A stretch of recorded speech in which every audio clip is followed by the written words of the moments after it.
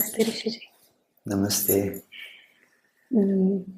Thank you for showing up once again for all of us to guide us through this crazy samsara. Life has been very interesting lately. And today I wish to dive deep upon our sense of destiny and prarabdha and how they are related. Because this word is used widely, and sometimes I also feel it's used loosely. Which word? The word prarabdha. Prarabdha. Also the destiny, and that it's pre-written. Like, for example, one of the quotes of Ramana Maharshi says it's all predestined. So why are you even reacting to anything that happens? And then there is this whole astrology and this whole world of predictive sciences. And I do feel as spiritual seekers, we have both these sides coexisting. One which wants to know the future, wants to know the destiny, whether I'll do well in life, and I want it all. I want the sannyas, and I want a marriage, and I want to make money, but I also want to serve. So this dichotomy has been very alive for me for the last few days, and that's what I wish to know from you today.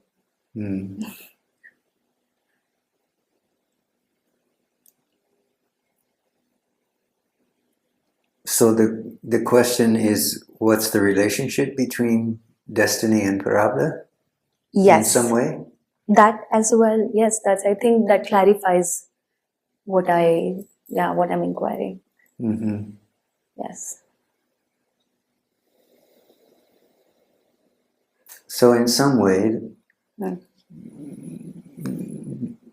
those two things are related, and really related initially through the body, because prarabdha is really, prarabdha karma is really related to the birth of this physical body.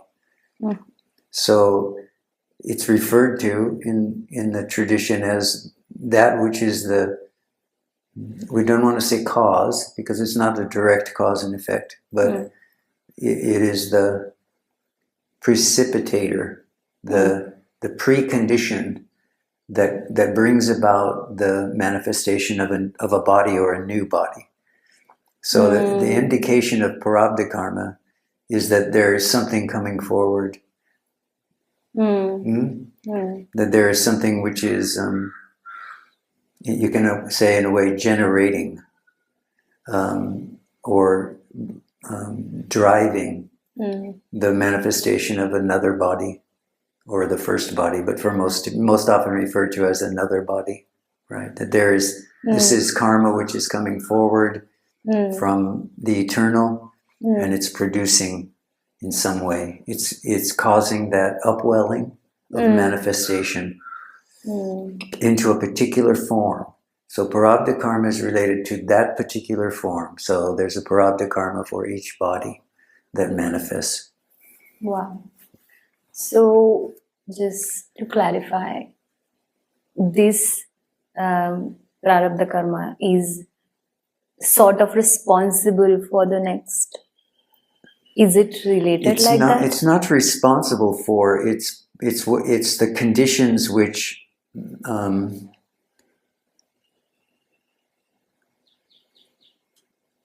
manifestation of self in the world is its own cause for manifestation or celebration.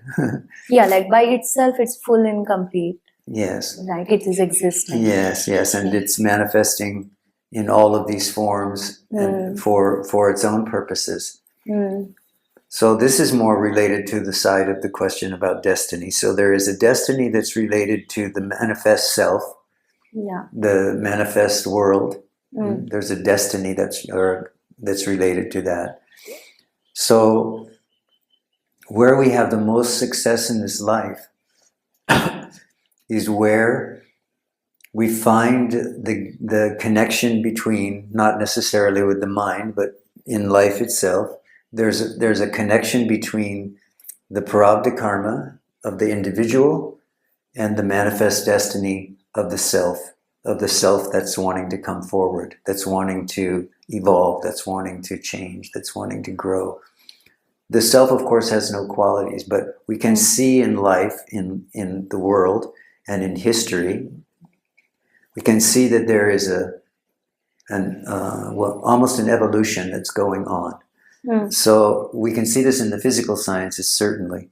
Sure. But what isn't talked about much is there's also an evolution in consciousness going on. Yes. These secrets that were brought into existence thousands of years ago were only available to a few. Now they're available worldwide. This is if you want to use these terms, right? The evolution of consciousness. Yes. So consciousness is making itself known and making itself available in ways that it never has before. So this one can say is the destiny of the self, to know itself. So it's using this unique path for each one, but it just wants to shine because it exists. Consciousness itself is simply shining. That's its nature. The way that those two, consciousness and prarabdha karma, tie together, and the way that one achieves one's destiny, if one will, is when the prarabdha karma is allowed to manifest in the way that it wants to manifest and is manifesting. It has brought us here. But then you can ask the question, for what purpose? Yeah, because it's like that's like the whole conflict, I guess, because if it is already like there, Yes. then why most of us so struggle to access it? And if prarabdha karma is the path to access it, then maybe, like, I read this meme on internet and it really made sense. It said, if you're going through hell, go faster. Why do you want to stop? And it made sense. Because prarabdha karma is like hell at some point, the dark night of the soul, and everything becomes so overwhelming. And then you are like, okay. Yes, but it's also the prarabdha karma which brings about the experience or the perception of self-radiance and self-being. See, this is also prarabdha karma. So you can't just say that it just has this negative connotation of going through hell. True that. So it's important to understand that prarabdha karma is also impersonal in the sense that it really doesn't really care about whether you think you're going through hell or not. Yeah, like there's no judgment. It's just existing. Yeah, there's no the way judgment. it You is. just have what you have. You just have the destiny you have in this life. And where we suffer as human beings is that we identify with ourselves as human beings rather than as the self.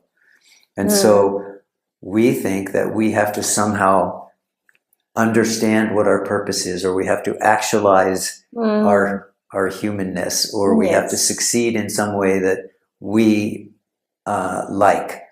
Yeah, like or the we want. perception, like a commonly held opinion becomes truth somehow. But your nobody true questions prarabdha karma that. may have nothing to do with what your mind wants, or with what your culture tells you should have, or you should want, or you should desire.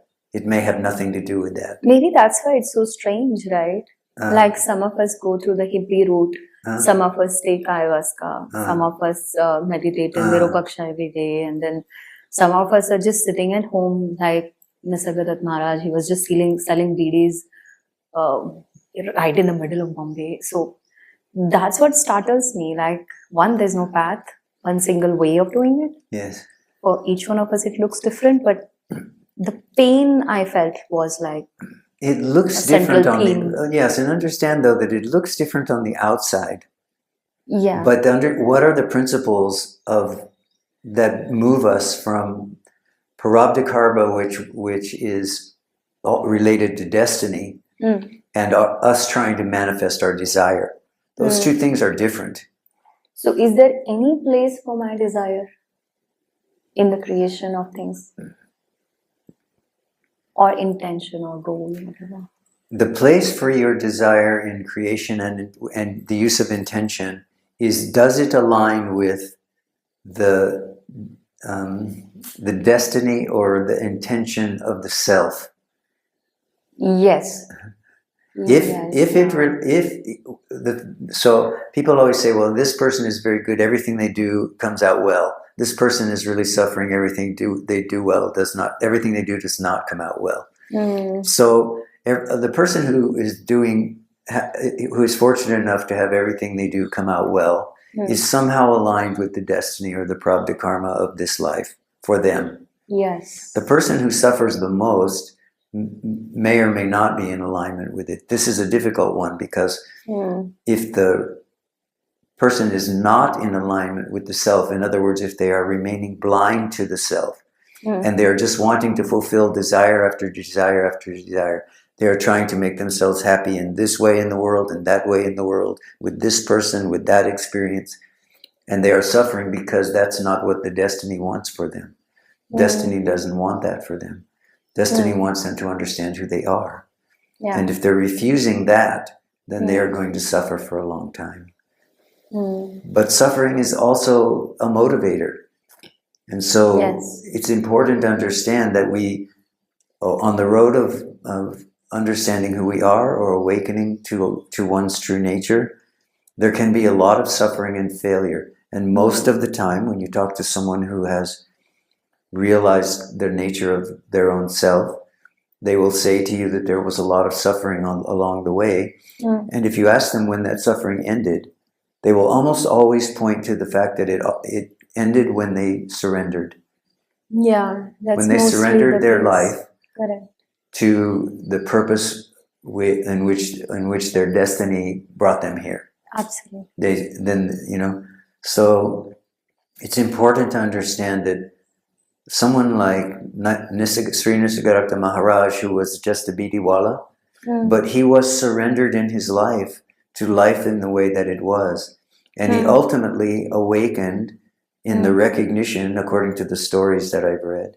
He actually awakened into recognition when he had decided to completely throw off his life.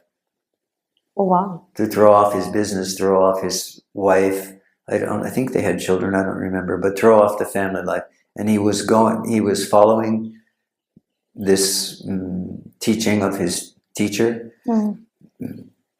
And he decided he was going to the Himalayas.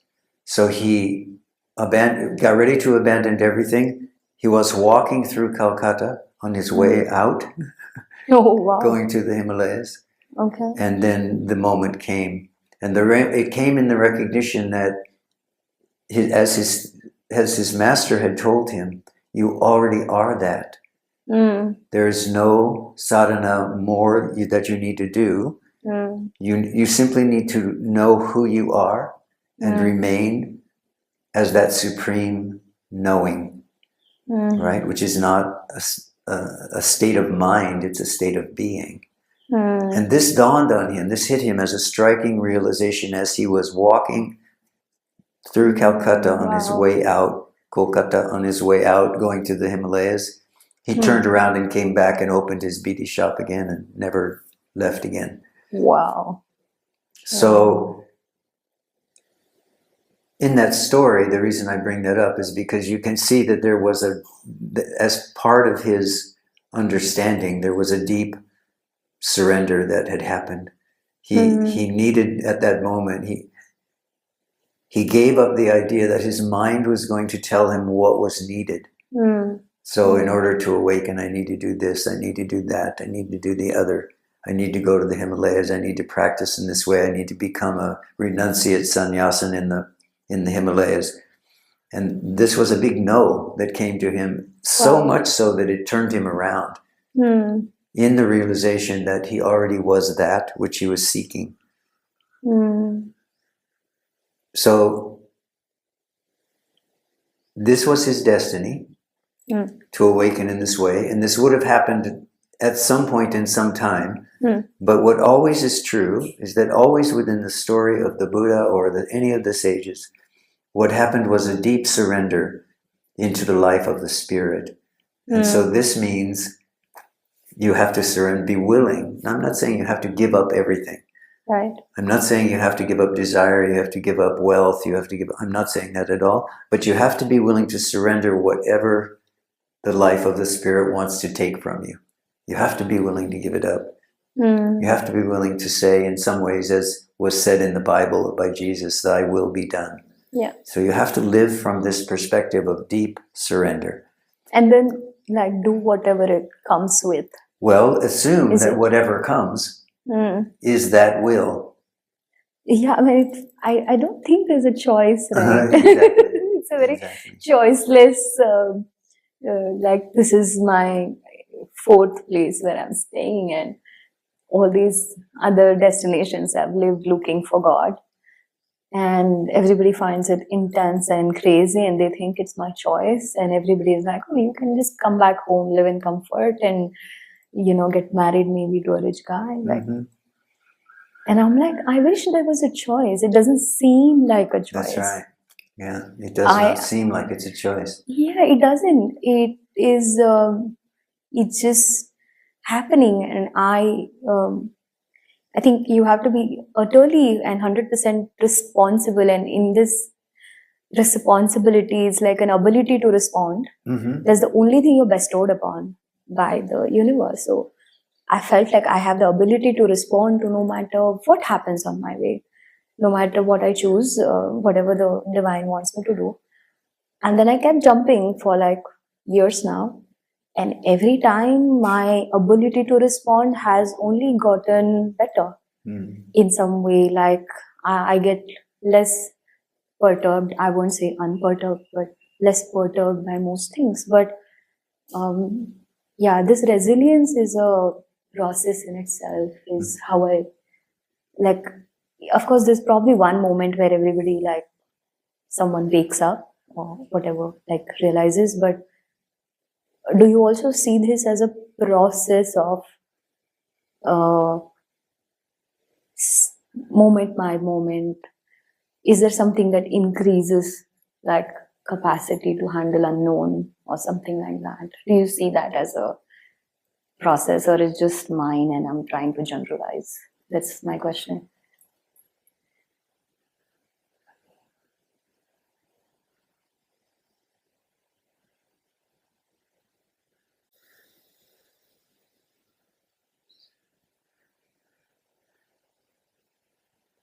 The reason that Sri Ramana Mm.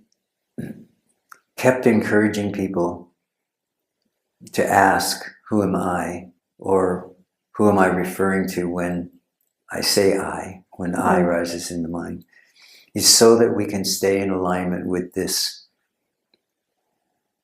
surrender. Mm. Hmm? So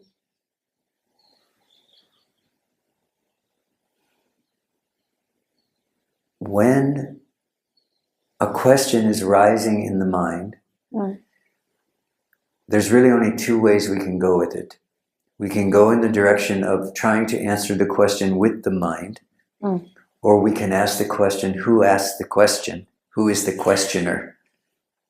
Yes? When we ask the question, who is the questioner, what we are really doing in some way, you can say, is turning ourselves back toward alignment through surrender with the destiny, which is, we can say, is ours, but is actually the destiny of the self in this moment. Or we can keep trying to answer this question in the mind, and this will keep us on the path of trying to fulfill desires in order to understand something about who I am. And this, of course, will always continue to fail. So until we come to this recognition that we are being required to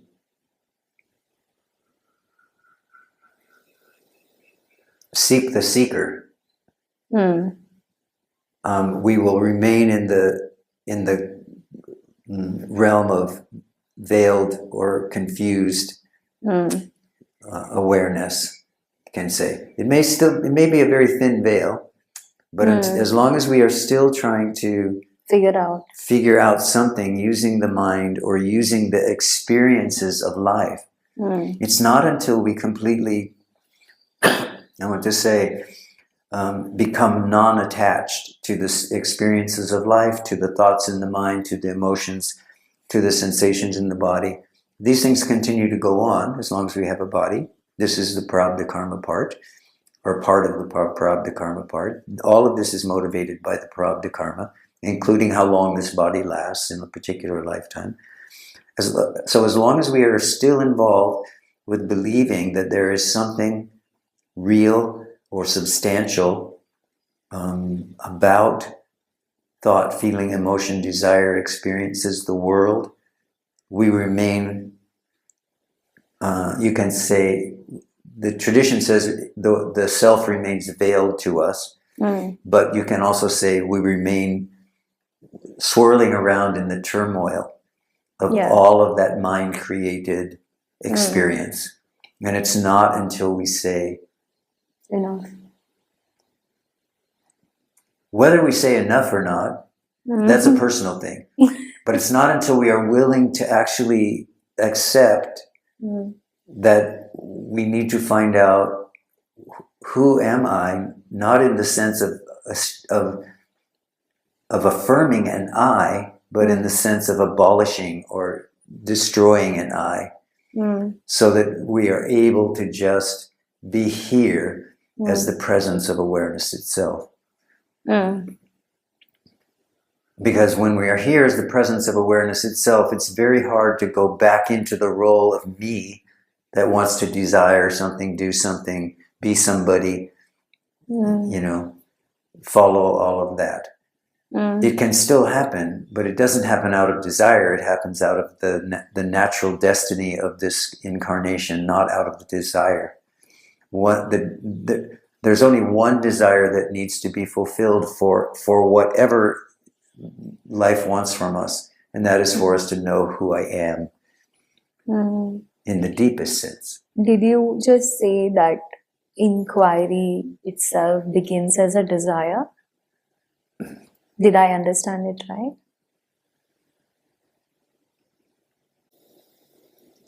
Inquiry itself begins as a desire when there's no other desire but God alone, or the self alone. Like there is this thirst, I don't know, desire, but desire is something that you want. This is like thirst, and you're just like, you would do anything to quench it, kind of a situation. And at this exhaustion, it feels, there's this book title I read the other day called Unfathomable. I just find all of this unfathomable, that I can't fathom what is happening to me, or like to most people who are seeking God. So have you assumed that it must not be happening to anyone, or are you still assuming it must be happening to someone? I feel it happens to all of us in some way, but maybe all of us.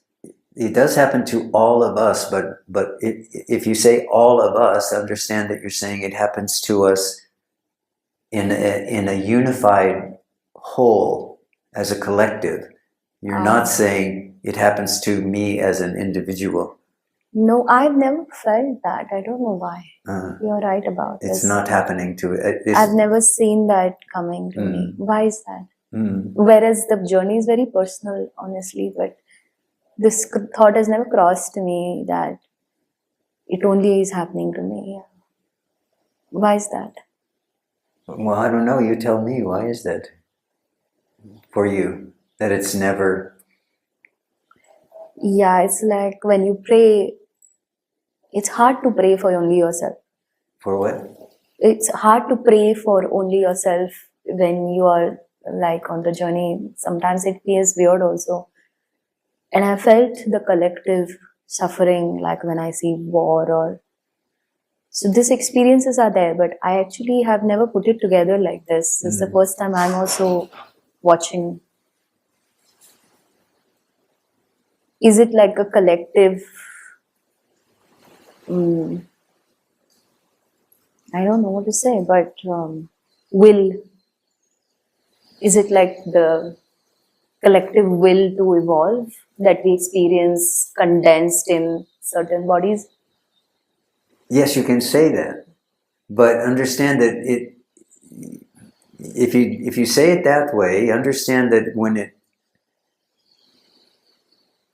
one of the definitions of awakening or enlightenment is that there's no body left. That's what it appears that it's a collective or an individualized moving forward or evolution, and some people break through that. But what do they break through to? They break through into the infinite. They break through into the one nature of all experience, and then they turn around and say, "Oh, there's only one of us here." You know, there's only one of us here. So keep coming, but the way to get from there to here is to stop thinking that it's happening to you, or that there is a doer, or that you are doing something, or that something is happening. You have to understand that nothing is happening. There's no one it is happening to. You are going nowhere. You are not going to arrive somewhere. And if you want that all to happen very quickly, if you want to go through hell quickly, then you have to say, only here now, this. Nothing before, nothing after. Not really even anything in this present moment. Just this nowness, this here-ness, the thisness of the moment.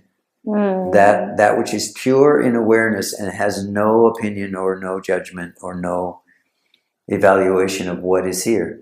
And people say, well, how can you do that? Because then you're just ignoring the world. Well, no, but what does happen is that as you come into the recognition that there is only awareness itself, which is pure, unmotivated, going nowhere, has no opinion about anything, it is simply here. What starts to happen is the life of that individual starts to align itself to that deeper knowing and to that deeper understanding.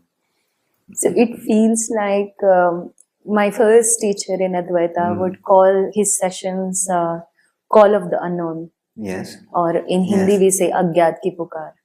So he used to say, everything is anyway unknown.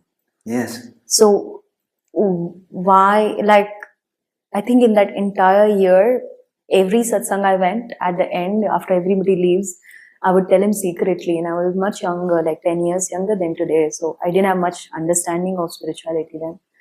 I would say, I have not understood a single word you said.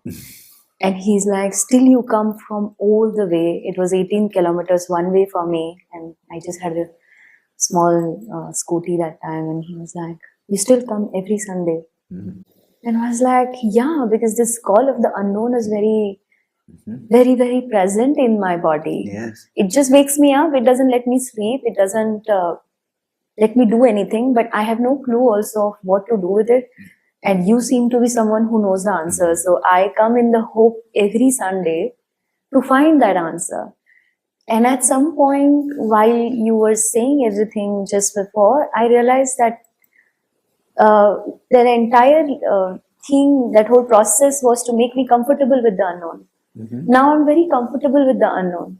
So I can show up in any situation. It just feels okay.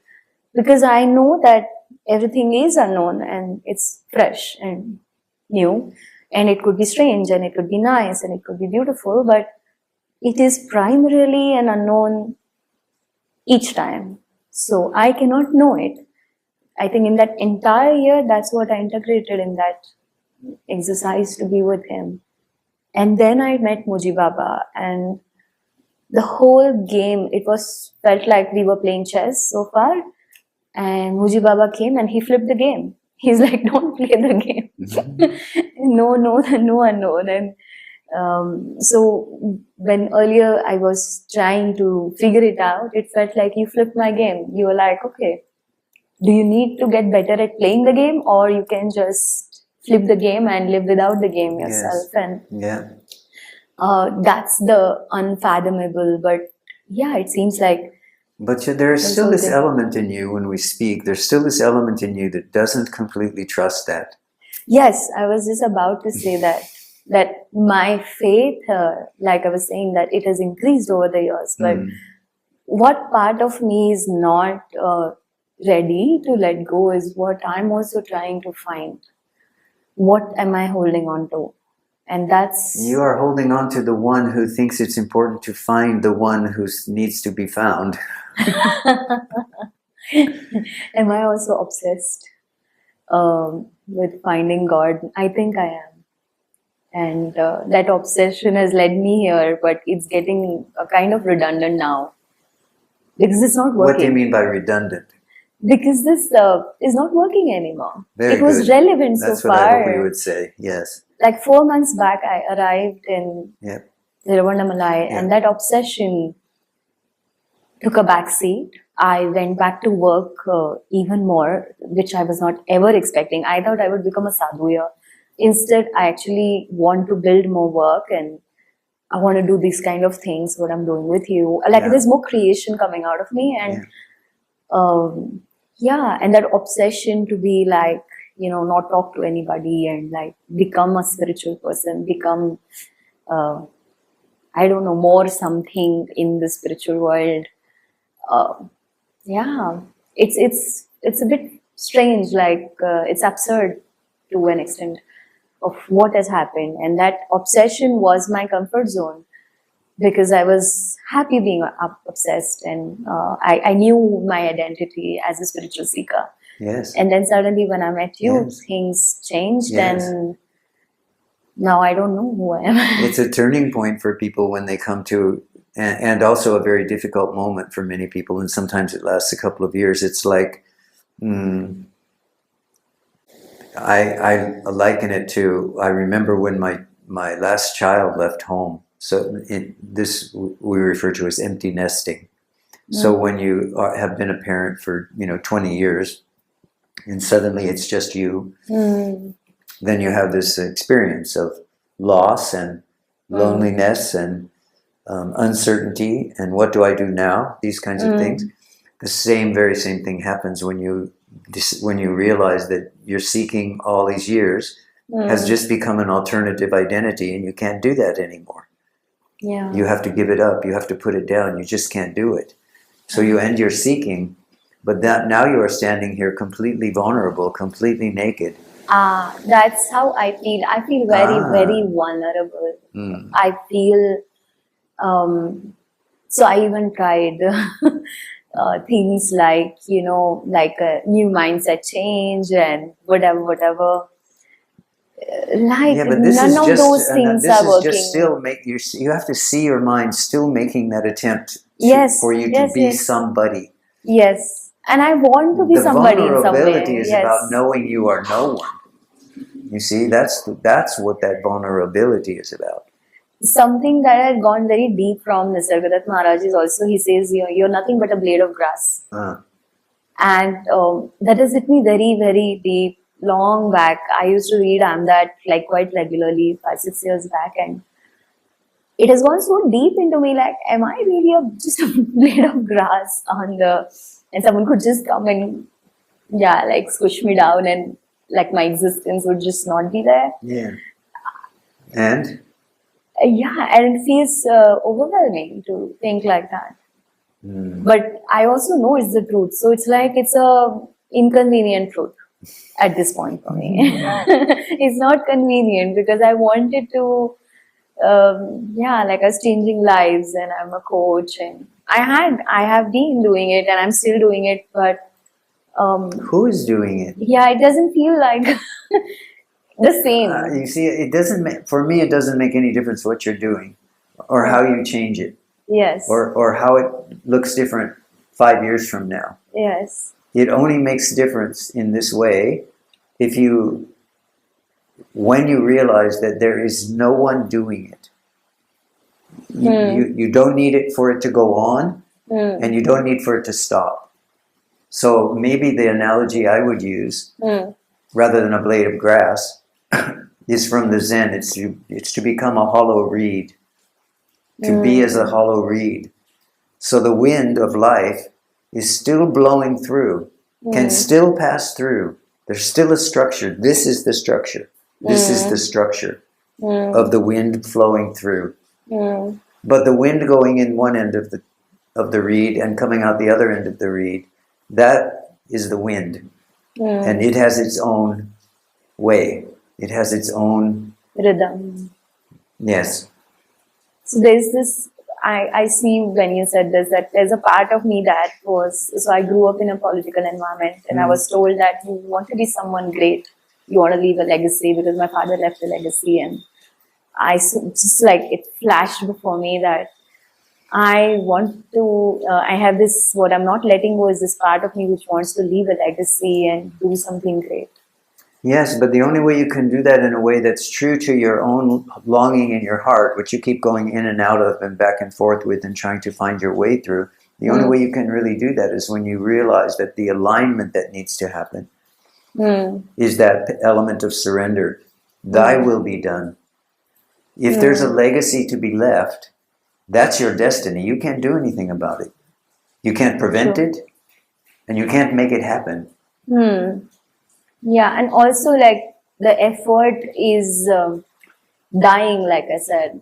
It's getting redundant. Every effort I make just feels redundancy because I've done it before and it used to work and it stopped working. So now come to this recognition that you, the way that you live your life is in that spirit of surrender. Thy will be done, and I will do what is put in front of me in the next moment, and I will know that that is your will. And I don't know where it will take me. I don't know if I'll leave a legacy or if I'll die on the side of the hill somewhere. You know, I don't know what that means. I don't know. I don't know what purpose means. I don't know what legacy means. I don't know what any of that means. So this is the process of becoming a hollow reed, so that the song of life can flow through you without interference from the individual sense of me, of having to achieve, of having to be something, of having to accomplish something. So the people who have left a legacy, say for example in the political world or acting world, wherever, does it seems sometimes a lot of effort, like, and it's like celebrated effort, right? And that concept of effort leads to it is also a link I have, which is broke when you said it. But so you need to begin to look at the examples that are in the world of spiritual giants, like Sri Ramana Maharshi. Or Yogi Ram Sarat Kumar, or anyone else you can think of. They did nothing. And if you say, if they were standing here in front of us and we were to say, Bhagavan, you left this great legacy, he would say, what? What? That's what you say. That's your I did nothing. I did nothing. I did nothing. Because this is always the way that the one who comes into the true understanding of the self always knows that they did nothing as an individual, but that somehow the self did all of this around them, right? And this is what Yogi Ram Sarat Kumar said all of the time. All of this is the Father's. I have nothing. I'm just this beggar, and whatever you see around me and you see around this massive ashram coming up and everything, this is just the will of the Father. I am not doing anything. So this will of the Father is like what you were saying as alignment before. Alignment with the self, with the destiny or the intention of life itself, we can say. And this sense of greatness or whatever is the person's desire. No, the life of greatness is not. If you look at the lives of sages and saints and so on, they most typically went away into the forest and lived alone somewhere, or and they were somehow discovered in a cave or on a mountain somewhere. They were living alone, so it wasn't their desire to be. And they don't consider themselves to be of greatness. Just an ordinary person. Yeah, I mean, I think the people around, when they applaud, something becomes great. So that applauding is not existing in this choice somehow. Yeah. So there is no, like, it's polarities. And I see how greatness is a polarity of the applaud or something. So it may be recognized, may not be recognized, and it doesn't matter. Yeah. Nothing ever really happened. See, to the sage, nothing ever really happened. The sage is just here in alignment with the will of the Supreme, has no desire for anything. She just wants to serve God, to put it one way, just wants to serve God, just wants to be that radiance of that witness to the beauty and the splendor of awakened heart, awakened mind. Just that radiance is enough. But somehow, Yeah, there are a lot of shades of like glimpses of truth in the process when we speak. And whenever I recognize it, I feel like, okay, all of this conversation is also redundant. yes, yes. All of this conversation is redundant, and these conversations have a tendency to go on because they also, that which is trying to awaken in every single being that still feels they are separate, that still feels they are a person,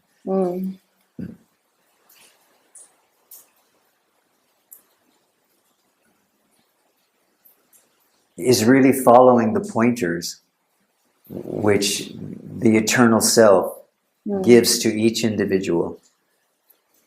And so, as is in the famous saying, when the student is ready, the teacher appears, or the guru appears. When the devotee is ready, the guru appears.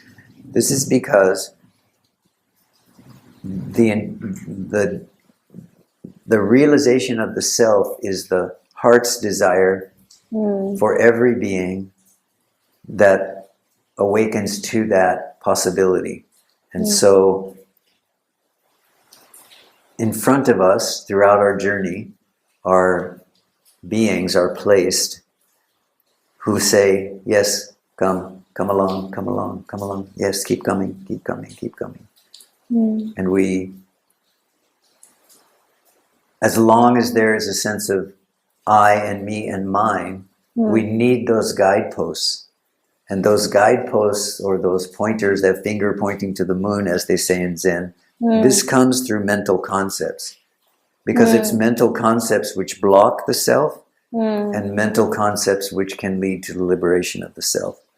There are always these cases of someone waking up spontaneously from coming into life in an awakened state, like Adi Shankara, coming into life in a clearly awakened state that manifests in a moment, like Sri Ramana Maharshi, coming into life prepared to awaken in some way, like the Buddha.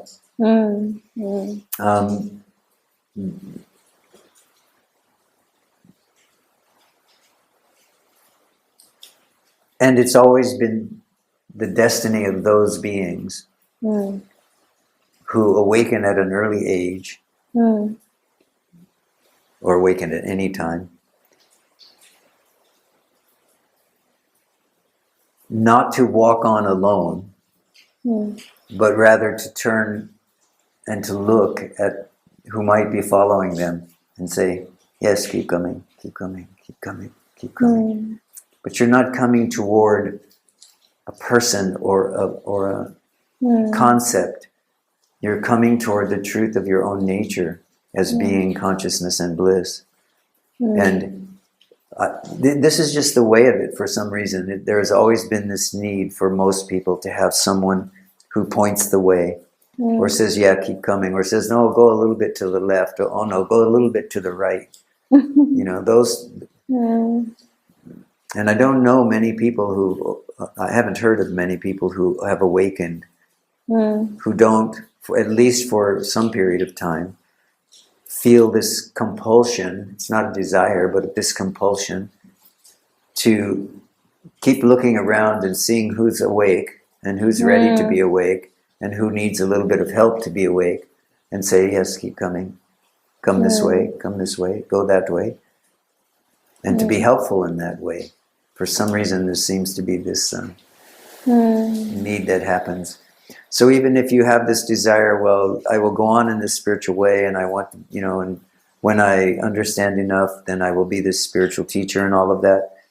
That may well happen, but then if you really understand what's happened, that wasn't a desire you had. No. It was life preparing you for what was to come. When you realize the nature of being, consciousness, and bliss, then it has to be shared. It's a compulsion to share it. No matter how much you try to hide. Yeah. You can try to hide as much as you want. People keep coming. Yeah, they People find keep you, finding like you. they'll find you wherever. So best just to relax and let life flow through you. Once Muji Baba was checking chairs for a satsang in a furniture shop, and he sat on one chair, and 4 people walked in the shop, sat there, and 1.5 hours the whole sangha is waiting Yeah. for a satsang to finish Yeah. in a furniture shop. Yeah. And I happened to be there to buy something next door, and I was like, I hear Baba, but I don't see him. It was a little tucked away, so I go, and a friend of mine, and we are like, oh my God. And then we just sit, and this is how like some 10-15 people just found him. So I think all of us are, we smell it from a distance, I Yes. guess, when it's a compulsion.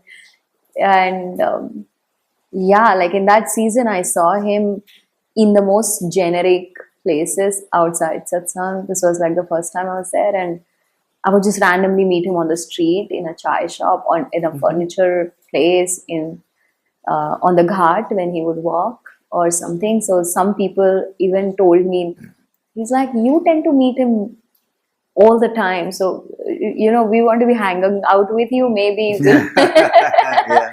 We hang out with you, we'll meet him. Yeah, and they were like, do you have like an insider who tells you? And I was like, no, but I don't know. It's a small city, and it just happened, and it did happen far too many times. Like out of nowhere, I landed in Bangalore at a friend's place, and he's from the Sangha, and he's like, I have a surprise for you tomorrow. And I'm like, what? And he's like, Baba is here. And I was like, you're joking. The satsangs in Rishikesh begin 2 weeks later. So he was like, yeah, he's been in India for a month, and he's coming to see Father tomorrow, and I'm taking you. And I'm like, no way. I was just stopping because I had a flight next day and I didn't know where to sleep, so I went to his place. So I've seen what you're saying. Yes, I mean, the alignment, yeah, I've had plenty of those as well alongside. Then why don't you trust it completely? It's not complete. I trust it. It's just not. I'm not 100% there, and I know that. Don't know why. Okay, so no, don't have that thought anymore. You're Yeah. 100% there. I give you permission. Yeah, I think that's it. You need to be 100%. You have to. You have to. The reason you think you are not 100% sure is because you still think there can be something which is the will of the divine and something which isn't the will of the divine, and you're still trying to figure out. Now it's the point where you Yes. say, everything is the will of the divine. Because I have some 100%. grudge against things that have happened, and that old pain. Recently, I've spent a lot of time with family, and it did show up. And last time when I was Yes. talking to you, Yes. I had just come back, but I have had 2 weeks to process, and that old pain. I'm still not able to say grateful about what happened. I'm not able Are to you let not go. the self if you are not grateful? Is that what you are saying? If there is some ungrateful samskara or tendency coming up in you, that means you are not the self. That sounds like what you're saying. Yes. Stop lying to yourself. Yes. You are That's always the what- self. There's nothing you can do about it. It's not your choice. You're always the self. But you have to realize when these difficult moments come up, these conditions come up, these tendencies come up, that is also the self, but as the awareness of the tendency, not as the tendency itself. Yeah, like I think I have this made up self image in my head as well, which, yeah, the ungrateful part of me, and I was almost forcing myself in one of these conversations with myself, like when I was writing, and I was like, no, I'm not going to force myself. If I don't feel that way right now, this is my truth. Yeah. And I don't want to push myself to something that I'm not ready to fully heal. So it's healing, but you can't make it faster. I think every wound heals in its own time. And like, what is this obsession again? You know, I have this tendency to do things full power and full fast and get to something, and I don't know what I'm getting to here because it's unfathomable. So I can't get to anything, and then I feel empty at the end of it. I just feel the nothingness, but I don't feel the everythingness yet. Like, I don't feel the bliss that you refer to. But do I feel that yes, it is all consciousness? Yeah, I think I'm that I can report that yes, that recognition is there, but I still feel quite empty actually when I come to the end of this. But this cycles, there's a cycle, there's a process, and I'm now noticing that also. So I think that should vanish. Yes. But this is my process right now. But that is keeping me entangled and identified. So understand that what I'm saying to you, what I'm trying to get you to penetrate through is that when you say, this is my process right now, that is the moment of limitation that's happening in the mind. I'm not disagreeing with you that there is a process happening. I'm simply saying that it's not happening to anyone. Okay, I'm with you. Now I am. So far I was not. Yes. So this nobody-ness, Yes. if it's a ness, Yes. feels empty. Who knows that? What knows that that feels empty? Don't look at the emptiness. What is aware of and is saying it feels empty?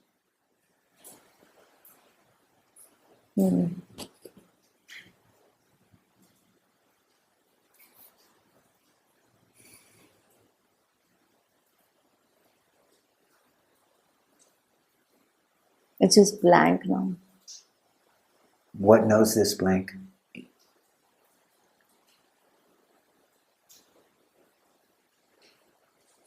If there is complete blankness and complete emptiness, does that mean there is no awareness there?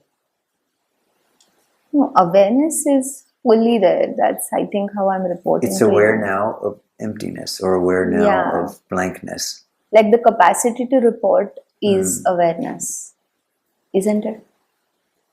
Or Well, the capacity to know, of knowing that blankness is what what is being looked at.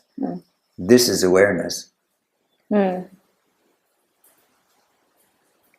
So I see the gap, but not sure of where I am, Not sure. where I am. I see the gap.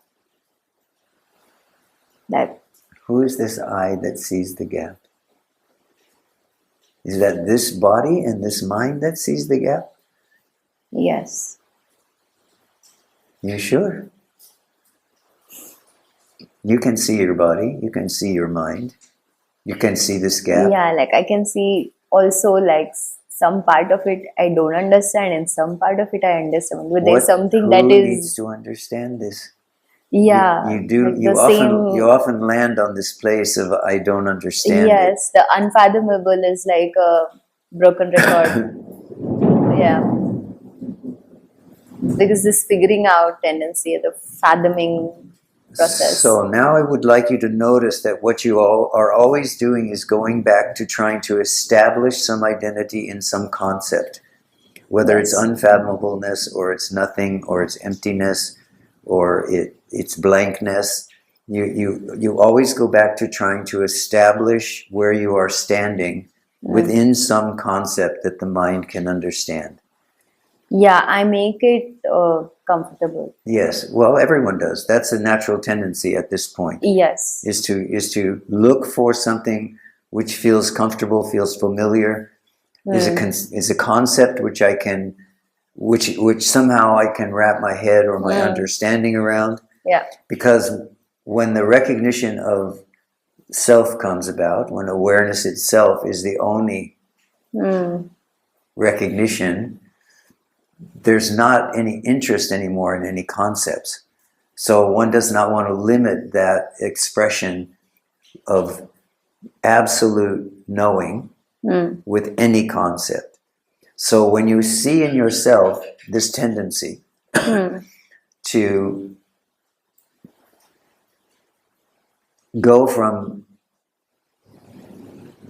heartfelt open awareness to trying to understand what you're seeing through any concept, even a concept like emptiness, a concept like nothingness, even to try to go into that is an attempt to go back into a more familiar state of experience that's understood by the mind.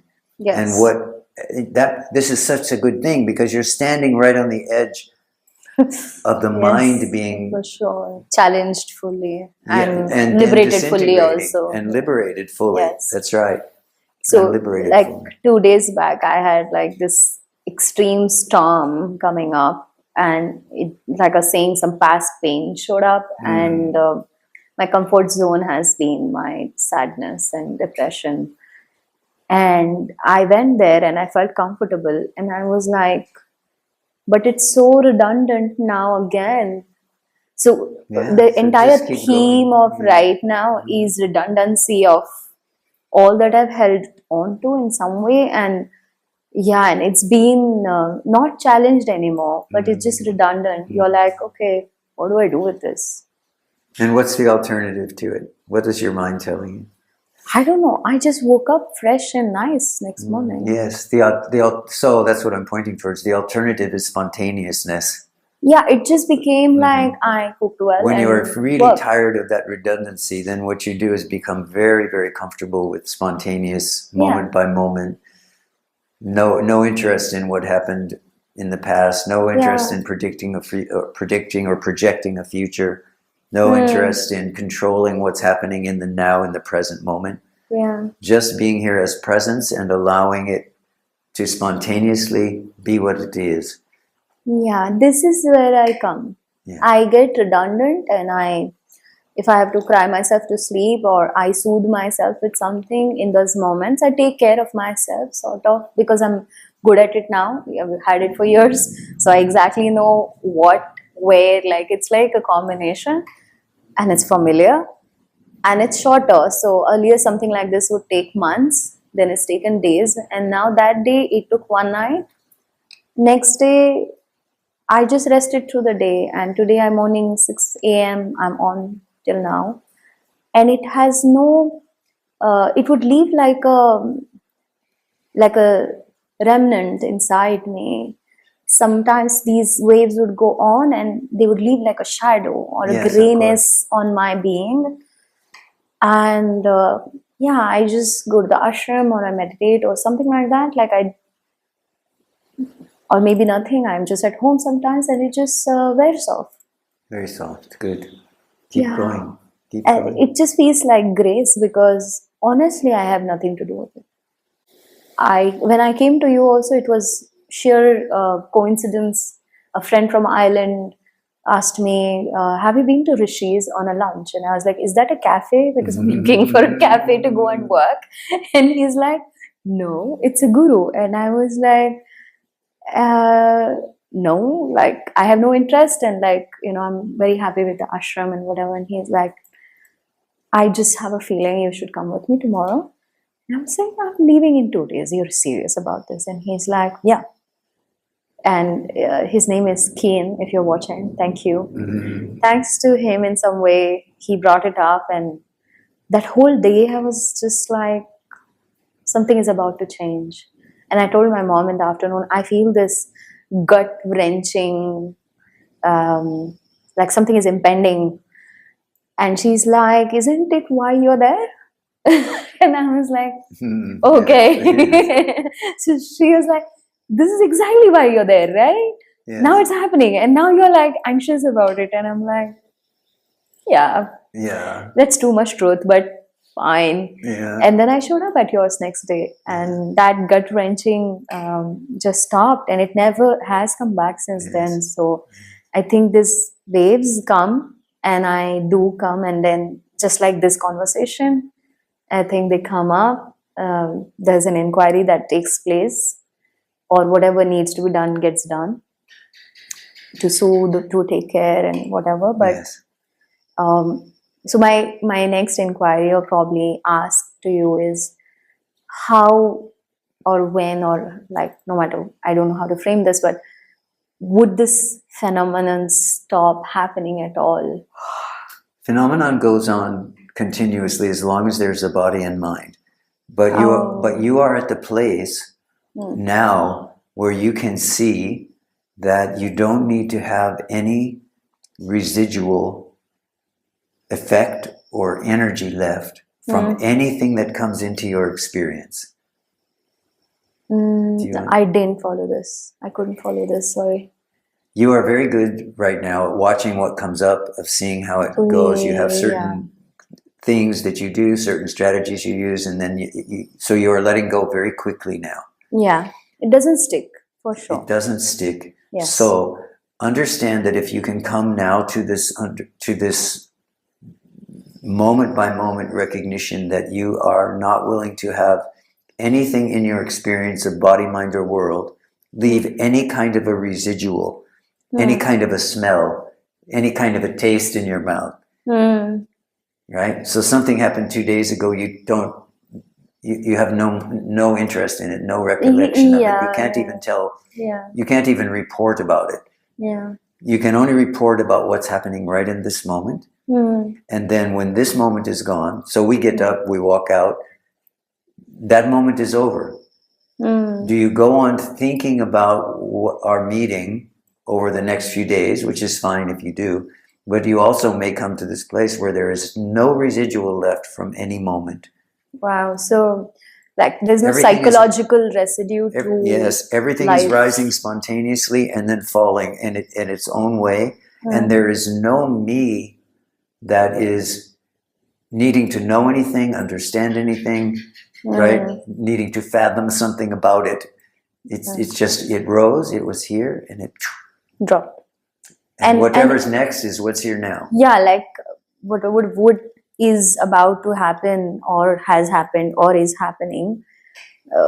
None of these states are related to my psychological state.